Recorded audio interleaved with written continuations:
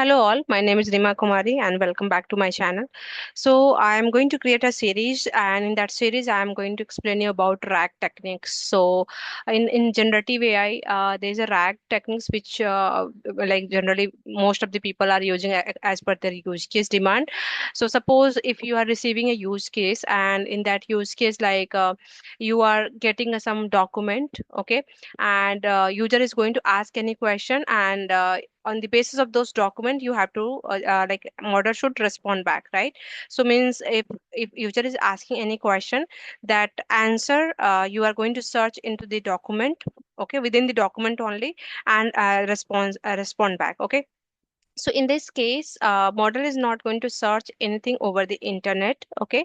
It is very restricted, and it should search within this document only, and just retrieve the answer and just respond back to the user. If suppose if user is asking any question and that answer is not present in the document, then it should say like it is not found. It should not search over the internet. If it is not present in PDF file, then it should not search into the on the internet. So this kind of use case generally we are receiving in real world, okay. Means if business are having some their data like HR data or any patient data, right? Those data only they wanted, like they if they're looking for some kind of details about any patient, okay, and they have that document, correct. So within those document only they will ask like what is the name of what is the name of this patient, and they will provide some patient ID. Then it should go to the document which is present within that organization, and just retrieve the information and just share the responses, right, to the user, correct. So it is not searching that patient information over the internet. So this kind of things we are saying we have to use a RAG technique, that is a retrieval augmented generation, okay. So in this retrieval augmented generation there's a various steps we have to follow it, okay. So suppose if user is giving a document, okay, means if people are giving, if a organization are giving their document, and within those document you have to do a searching kind of things, right?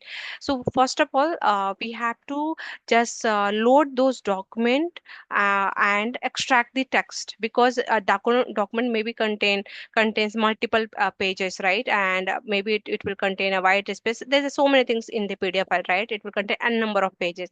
So model will not understand what like those long details in that PDF file which is present, correct.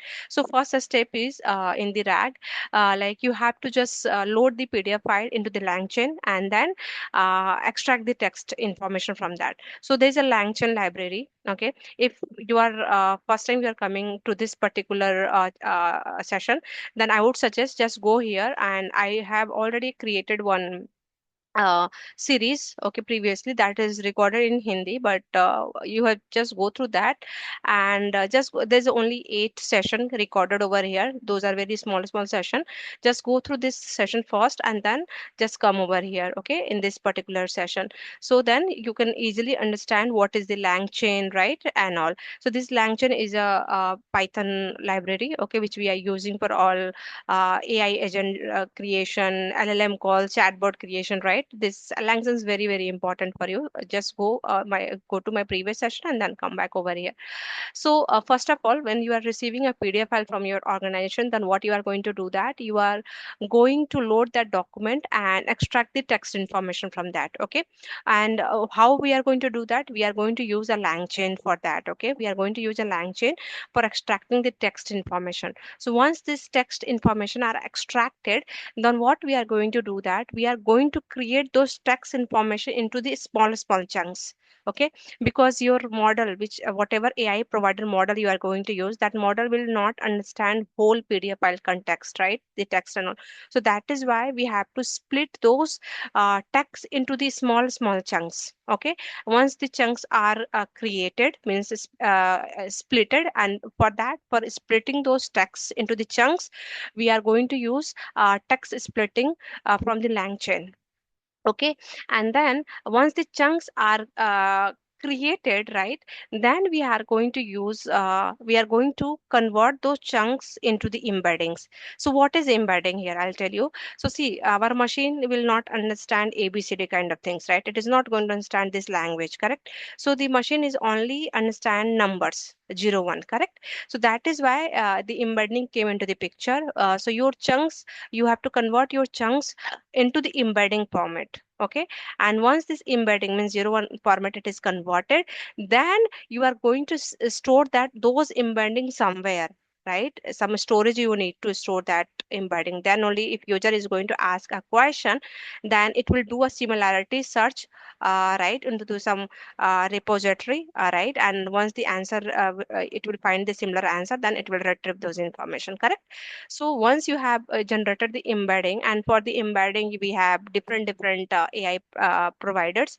Suppose you can use Azure OpenAI providers also for embedding, and also you can use Hugging Face embeddings. Okay, and once you have a embedding, then as I mentioned, you need to store those embeddings into some vector store, right? So in the vector store, as I told, like this is kind of repository where you can store your embeddings, right?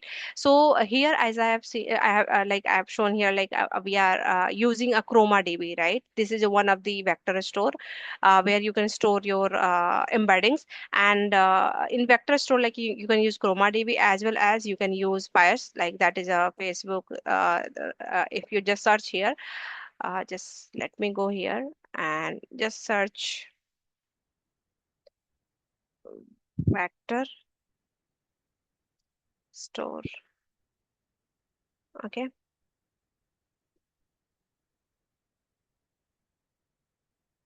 these are the two way you can use. Either you can use Chroma and Fast to store that your embeddings. Okay, and this is called Facebook AI similarity search. This is also you can use for storing your embedding, and also you can use Chroma for storing your embeddings. Okay, then once this data is stored, means whatever PDF you have received from your organization, so that you have to follow these all steps.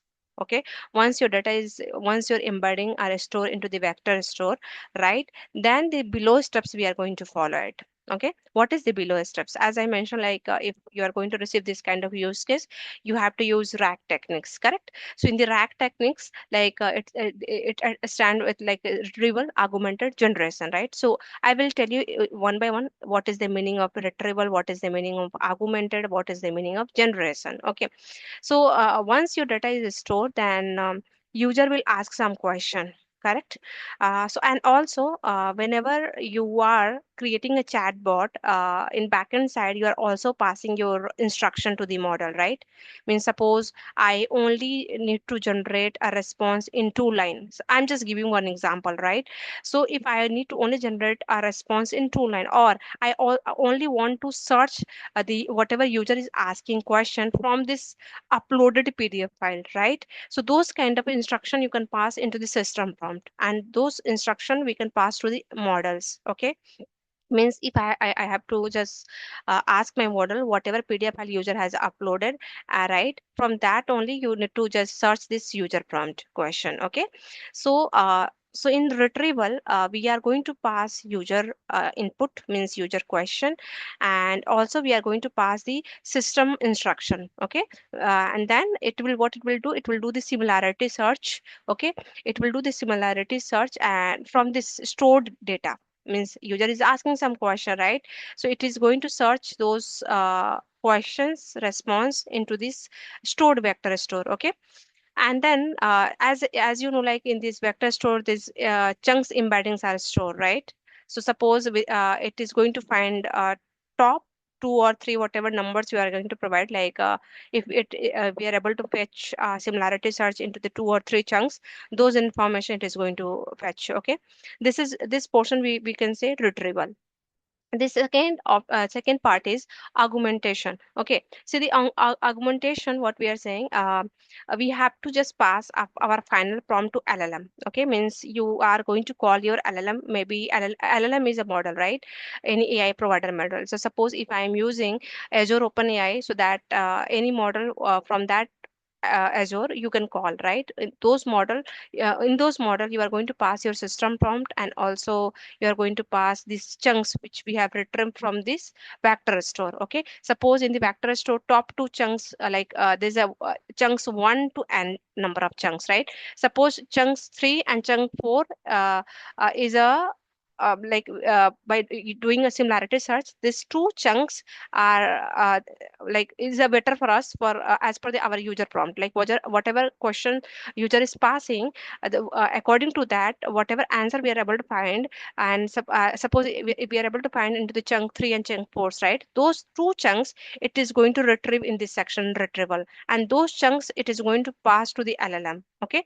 To the LLM it is going to pass three things. First is your system prompt. Second is whatever top k chunks we have found from the vector store as per our similarity search. And then third is a user question. Okay, so it will pass to the chat OpenAI.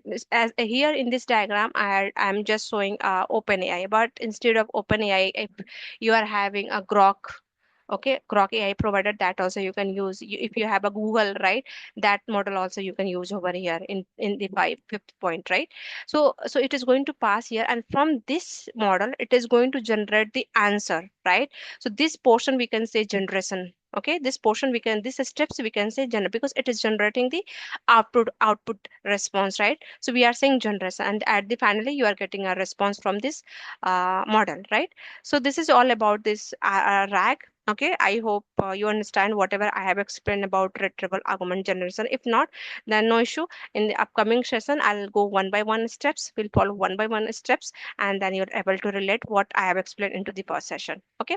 Thank you so much for watching this recording, and let's meet in the next session. Please like and subscribe this channel. Thank you so much.